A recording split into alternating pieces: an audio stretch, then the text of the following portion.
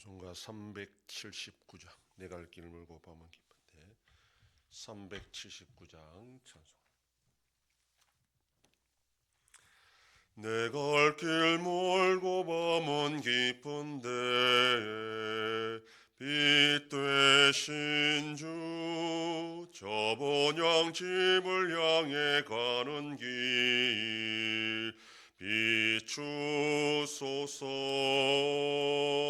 내가 가는 길 다 알지 못하나 한 걸음씩 늘 인도하소서. 이전에 방탕하게 지낼 때 교만하여 맘대로 고집하던 이 죄인 사하소서. 내 지은 죄 다 기억마시고 주 뜻대로 늘 주장하소서. 이전에 나를 인도하신 주 장래에도 내 앞에 험산 줄령 만날 때 도우소서. 밤 지나고 저 밝은 아침에 기쁨으로 내 주를 만나리.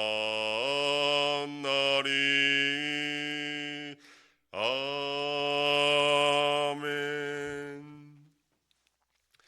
전능하사 천지를 만드신 하나님 아버지를 내가 믿사오며 그 외아들 우리 주 예수 그리스도를 믿사오니 이는 성령으로 잉태하사 동정녀 마리아에게 나시고 본디오 빌라도에게 고난을 받으사 십자가에 못 박혀 죽으시고 장사한 지 사흘 만에 죽은 자 가운데서 다시 살아나시며 하늘에 오르사 전능하신 하나님 우편에 앉아 계시다가 저리로서 산자와 죽은 자를 심판하러 오시리라.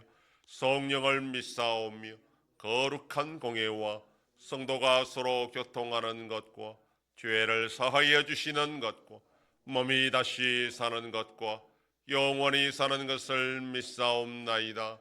아멘. 하나님 말씀 고린도전서 12장 1절에서 3절까지의 말씀입니다. 신약성경 277페이지. 고린도전서 12장 1절로 3절 말씀 다 같이 봉독합니다. 형제들아, 신령한 것에 대하여 나는 너희가 알지 못하기를 원하지 아니하노니 너희도 알거니와 너희가 이방인으로 있을 때에 말 못하는 우상에게로 끄는 그대로 끌려갔느니라. 그러므로 내가 너희에게 알리노니 하나님의 영으로 말하는 자는 누구든지 예수를 저주할 자라 하지 아니하고 또 성령으로 아니하고는 누구든지 예수를 주시라 할 수 없느니라. 아멘.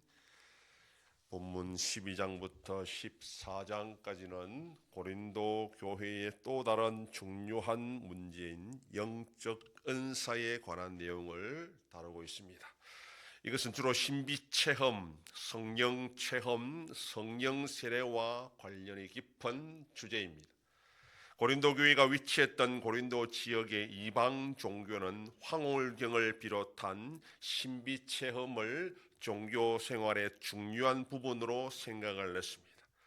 오늘날은 학문의 발전과 성경책의 보급으로 성경을 묵상하고 공부하고 나누는 것이 교회 생활의 중요한 부분을 차지하고 있지만 초대 교회에는 문맹률이 높았고 성경책도 귀했고 성경을 읽을 수 있는 사람도 흔치 않았기 때문에 또한 성경을 가르칠 수 있는 사람도 절대적으로 부족했던 사람들이었기 때문에 그 상황에서 교회 생활이라는 것이 주로 예식과 기도와 성령 체험이 주된 교회 생활의 현상이었습니다.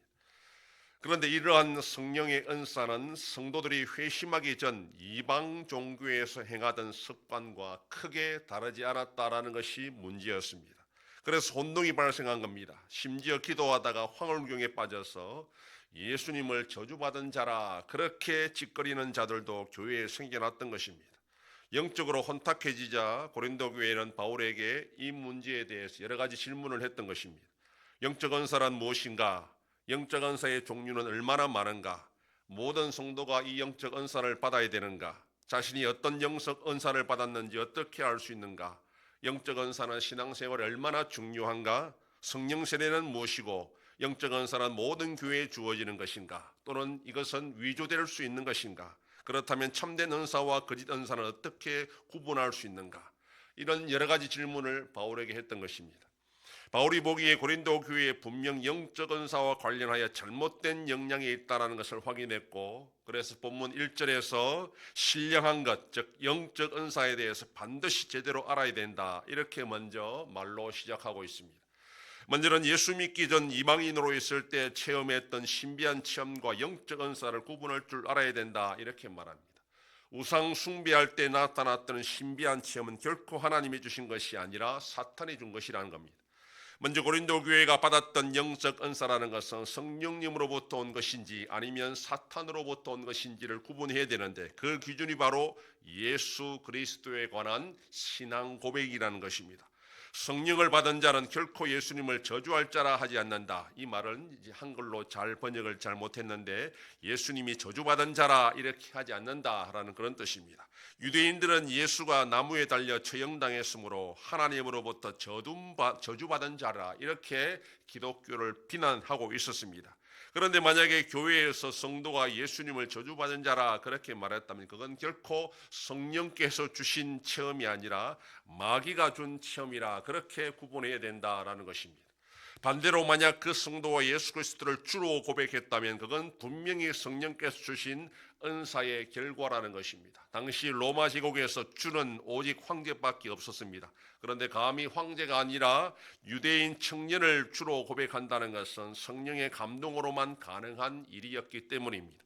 예수 그리스도를 주로 고백할 수 있느냐가 가장 기본적이고 중요한 영적 은사의 판단 기준이 된다라는 것입니다. 성령께서 그 성도로 하여금 예수 그리스도를 잘 믿도록 하기 위해서 이런 은사를 주셨기 때문입니다.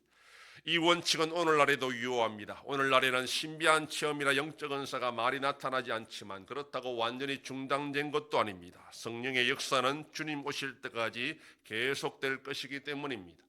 만약에 교회에서 영적 은사가 나타나고 신비한 체험을 하게 된다면 그걸 통해서 예수 그리스도를 높이고 하나님의 영광이 나타나는지를 우리는 확인해야 됩니다. 신비한 체험을 했지만 자기 자신을 높이고 오히려 그것 때문에 교회가 분열하고 서로 싸운다면 그건 결코 성령님께서 주시는 은사가 아니라 마귀가 그 교회를 공격하고 무너뜨리기 위해서 주는 술칙이라는 것을 우리가 알아야 됩니다. 오늘 우리는 성령의 은사로 주 예수 그리스도를 온전히 고백하고 서로 한 몸됨으로 하나님의 영광을 드러내는 복된 하루가 되기를 소망합니다. 기도하겠습니다.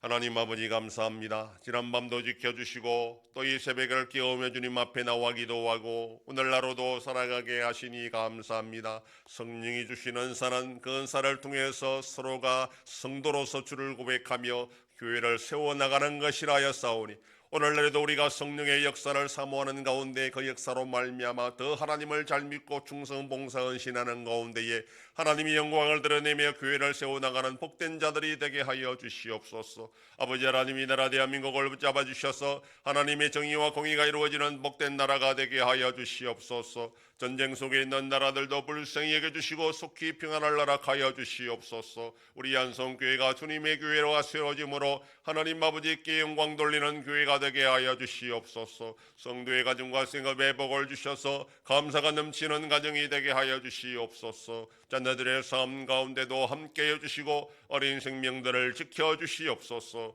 연로하신 어르신들 붙잡아 주시며 병중에 있는 성도들을 불쌍히 여기사 치료하여 주시고 회복시켜 주시옵소서. 오늘 있을 전교인 야예배를 통해서 하나님 영광 드러내게 하시고 은혜 가운데 행사가 잘 마쳐질 수 있도록 끝까지 지켜 주시옵소서. 이 새벽에도 주님께 기도하는 종들을 기억하시고 간절히 구하고 빌 때마다 들으시고 속히 응답하여 주시옵소서. 감사드리며 예수님 이름으로 기도드립니다. 아멘.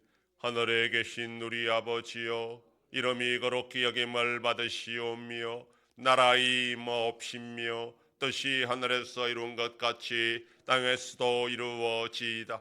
오늘날 우리에게 일용할 양식을 주옵시고 우리가 우리에게 죄 지은 자를 사하여 준 것 같이 우리 죄를 사하여 주옵시고 우리를 시험에 들게 하지 마옵시고 다만 악에서 구하옵소서. 대개 나라와 권세와 영광이 아버지께 영원히 있사옵나이다. 아멘.